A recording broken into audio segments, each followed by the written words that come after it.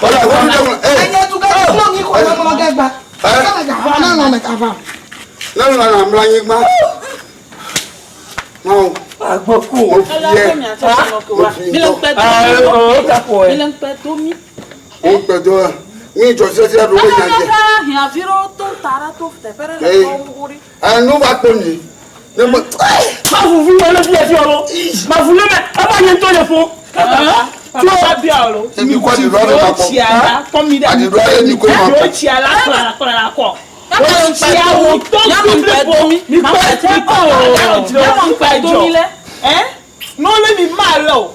Kemi na mi jola farmer, le nya ore de nya na farmer. Nya jo mi gugu ni agbo. Yenga no no so fi wo. Nya no re mi gbenya ni. Ke papa ma bi oro kere na choga. Mo ko ga re mi e ba ga mo kwa. Ah, we ko ga jara. Me o ga mo kwa.